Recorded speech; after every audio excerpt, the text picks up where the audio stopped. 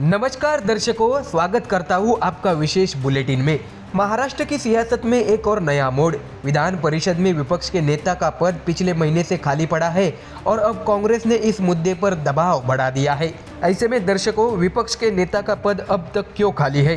कांग्रेस ने सभापति राम शिंदे से गुहार लगाई तो वही उद्धव ठाकरे गुट के लिए मुश्किलें बढ़ रही है और एमयूए में नया समीकरण देखने मिल रहा है। तो दर्शकों, आइए विस्तार से समझते हैं पूरी खबर। दर्शकों, आपको जानकारी दे कि महाराष्ट्र विधान परिषद यानी राज्य का उच्च सदन, कुल 78 सीटों वाला यह सदन राज्य की राजनीति में अहम भूमिका निभाता है। लेकिन पिछले महीने से यहाँ विपक्ष के नेता की कुर्सी खाली है। शिवसेना यूबीटी के अंबादास दानवे का कार्यकाल अगस्त में खत्म हो गया और तब से यह पद भरने को लेकर खींचतान जारी है। ऐसे में अब कांग्रेस ने यह साफ कर दिया है कि विपक्ष के नेता की गैर मौजूदगी से विधायी कामकाज प्रभावित हो रहा है और इस खाली पद को तुरंत भरा जाना चाहिए। ऐसे में सोमवार 8 सितंबर को कांग्रेस विधायक दल के नेता विजय वडेट्टीवार और वरिष्ठ नेता बालासाहेब थोरात ने विधान परिषद के सभापति राम शिंदे से मुलाकात की।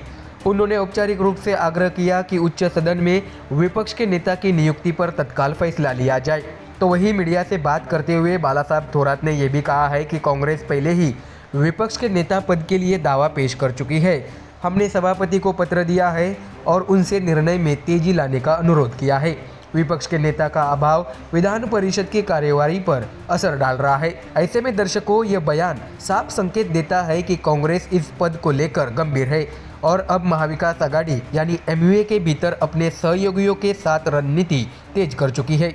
बता दें कि महाराष्ट्र की राजनीति में महाविकास आघाड़ी यानी कांग्रेस, शिवसेना यूबीटी और एनसीपी शरद पवार गुट का गठबंधन है। इस गठबंधन के भीतर ही अब पद को लेकर नए समीकरण बनते दिख रहे हैं। देखा जाए तो कांग्रेस के पास विधान परिषद में 7 एमएलसी है तो वही शिवसेना यूबीटी के पास 6 एमएलसी, तो दूसरी ओर एनसीपी शरद पवार गुट के पास 3 एमएलसी है। ऐसे में कांग्रेस का तर्क साफ है, संख्या बल में वह अपने सहयोगियों से आगे है, इसलिए विपक्ष के नेता का पद उन्हें मिलना चाहिए। दर्शकों, आपको जानकारी दे कि सदन में फिलहाल स्थिति इस प्रकार है कि बीजेपी 22 सदस्य, एकनाथ शिंदे गुट 7 सदस्य, अजित पवार गुट 8 सदस्य, कांग्रेस पार्टी के 7 सदस्य, शिवसेना यूबीटी के 6, एनसीपी शरद पवार गुट के 3, निर्दलीय 3 सदस्य और 22 सीटें खाली है।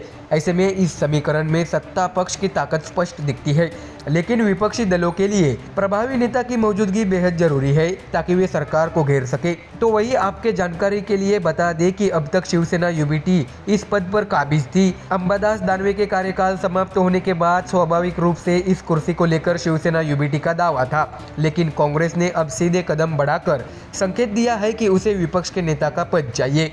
इससे उद्धव ठाकरे की मुश्किलें बढ़ सकती है क्योंकि एमयूए के भीतर शक्ति संतुलन की नई बहस छिड़ गई है। बता दें कि कांग्रेस का दबाव बढ़ने के बाद अब गेंद सभापति राम शिंदे के पाले में है। वे किस दल को विपक्ष का नेता घोषित करते हैं, इस पर एमयूए के भीतर भविष्य की राजनीति काफी हद तक निर्भर करेगी। ऐसे में विशेषज्ञ मानते हैं कि अगर कांग्रेस को यह पद मिलता है तो एमयूए में उसका कद बढ़ेगा। वही शिवसेना यूबीटी को यह संदेश जाएगा कि कांग्रेस अब सिर्फ सहयोगी नहीं बल्कि नेतृत्वकारी भूमिका भी चाहती है। दर्शकों, बता दें कि महाराष्ट्र विधान परिषद में विपक्ष के नेता का पद सिर्फ एक औपचारिकता नहीं बल्कि विपक्ष की आवाज का प्रतिनिधित्व करता है। कांग्रेस की सक्रियता और शिवसेना यूबीटी की पूर्व दावेदारी दोनों मिलकर एमयूए के भीतर नए राजनीतिक समीकरण गढ़ सकती है। अब सभी की निगाहें सभापति राम शिंदे के फैसले पर है कि कौन बनेगा विधान परिषद में विपक्ष का अगला नेता। दर्शकों, फिलहाल के लिए इतना ही। आप देखते रहिए MDR न्यूज।